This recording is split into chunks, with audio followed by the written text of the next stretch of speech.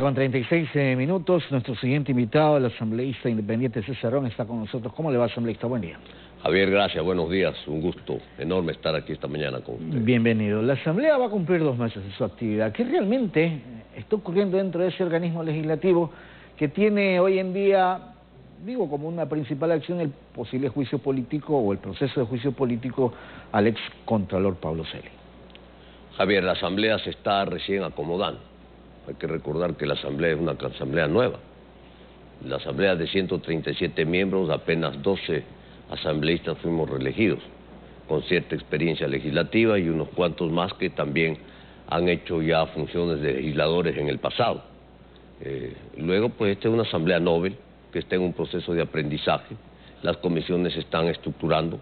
Recién se ha podido establecer el plan de acción de la Asamblea Nacional, los distintos ejes temáticos sobre los cuales va a trabajar la Asamblea Nacional y por lo tanto pues recién empieza el trabajo de las comisiones legislativas permanentes, que es donde se gestionan las leyes, donde salen las leyes, donde se discuten las leyes, donde se sociabilizan las leyes, para que estas leyes, producto del trabajo de las comisiones, pasen al Pleno de la Asamblea Nacional y sea el Pleno finalmente el que sancione las leyes.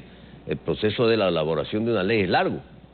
Viene el proyecto, lo califica el CAL, va a la comisión correspondiente, se estudia y se analiza para un primer debate, se discute en el pleno, se hacen observaciones, regresa a la comisión, se ajusta el proyecto, va al segundo debate y ahí recién se puede aprobar una ley en la Asamblea Nacional. Así que este es un proceso largo, complejo y por lo tanto pues estamos dentro de este periodo de organización adecuada de la Asamblea Nacional. Y le preguntaba eso porque hay más de 400 proyectos de ley que están ahí represados y que tienen que darle a, no sé, algún trámite o archivarlos o ver cómo se compaginan el uno con el otro para hacer uno solo, más estos ejes que se planteó la propia Asamblea Nacional para analizar otros proyectos de ley. Javier, de esos 400 ya ha sido depurado. Okay. Porque hay proyectos que están en la Asamblea Nacional del año 2011, 2012, 2013, que ya ni siquiera aplican el día de hoy, son extemporáneos. Yeah. Entonces eso hay que limpiar.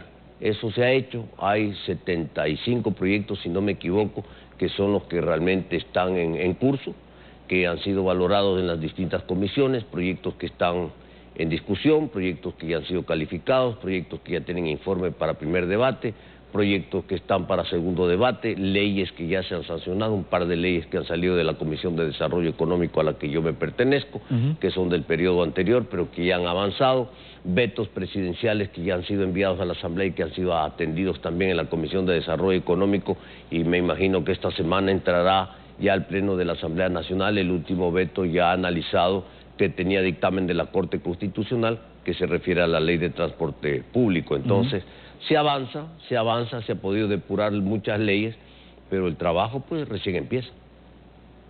Pablo Celi, ¿qué pasa? Hay un proceso de juicio político. ¿Cuál es su criterio sobre esta situación? No sé si es un vacío legal, una cefalía que hay en Contraloría o qué es lo que realmente hay que hacer ahí. Dos cosas, Javier. El primero, el juicio político. El juicio político no tiene nada que ver con lo que pasa en la Contraloría. La Contraloría General del Estado, a mi criterio, está en acefalía, porque el nombramiento del Contralor subrogante, que lo hizo el señor Celi desde la cárcel, cuando no tenía funciones, no tiene validez. Por lo tanto, pues, hay un hecho jurídico que no tiene validez, no existe. Entonces, claro, hay que diferenciar estas dos cosas. El señor Celi ya está en curso en el trámite de juicio político en la Comisión de Fiscalización, una de las 12 comisiones de la Asamblea Nacional, que empieza el día de hoy. La Comisión de Fiscalización tiene que dar curso a los distintos juicios políticos, para eso es Comisión de Fiscalización, para el control político, y después de todo el debido proceso de cargos y descargos tiene que presentar un informe al Pleno de la Asamblea Nacional que decide finalmente si da lugar la censura o destitución del funcionario público. En este caso ya está renunciado, no hay destitución, lo único que cabría es la censura. Y luego, pues en la parte interna de la Contraloría hay que resolver el tema interno de Contraloría General del Estado. El Ecuador no puede estar en acefalía. Yo sigo insistiendo que la Contraloría tiene un esquema, tiene una ley interna de Contraloría General del Estado, hay un orgánico funcional de la Contraloría General del Estado y por lo tanto pues ese orgánico funcional es el que se tiene que aplicar para que el funcionario más antiguo de la Contraloría General del Estado asuma temporalmente el cargo de Contralor Subrogante hasta que el Consejo de Participación Ciudadana y Control Social termine el concurso, que será después de varios meses, y nombre al Contralor definitivo. Ese es el marco jurídico en el que está inmerso el Ecuador, nos guste o no nos guste, eso es lo que tenemos que respetar. ¿Hizo bien la Asamblea en señalar que ellos no tienen, o el organismo legislativo no tiene por qué interpretar la ley, y que, no sé, si la Corte Constitucional tenga que ver también en este tema, o de lo contrario, como usted señala? Bueno, se puede hacer consultas, sin duda, a la Corte Constitucional, está dentro del marco constitucional, de la institucionalidad jurídica, el máximo órgano constitucional es la Corte Constitucional, se le puede hacer consultas, pero ya la Procuraduría General del Estado se pronunció, muy claro, ¿no es cierto? Y la Procuraduría del Estado manifestó que el Consejo de Participación Ciudadana no tiene facultad para nombrar un contralor temporal.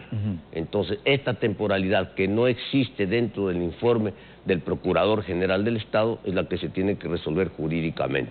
Lo que sí no puede ocurrir en el Ecuador es que la institución más importante del control del Estado, del control de cuentas, de las auditorías, del manejo de las cuentas en el Estado, no esté en acefalía. Eso es lo que no se puede permitir de ninguna manera. Acefalía hasta marzo del 2022, no hay otra. Es una vergüenza lo que ha pasado en el Ecuador. Increíble. Y estas son las leyes, estos vacíos legales que tienen muchas leyes en el país.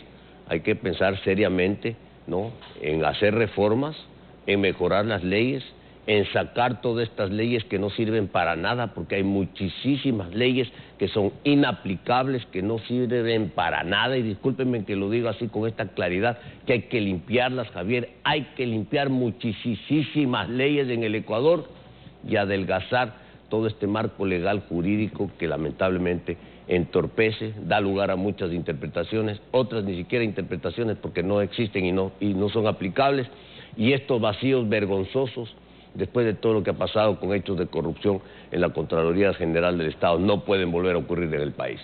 Quiero agradecerle por haber estado con nosotros, asambleísta. Gracias, Javier, un gusto enorme. O sea, César Ron, asambleísta independiente. Son las 7 de la mañana con 44 minutos. Una pausa y ya regresamos.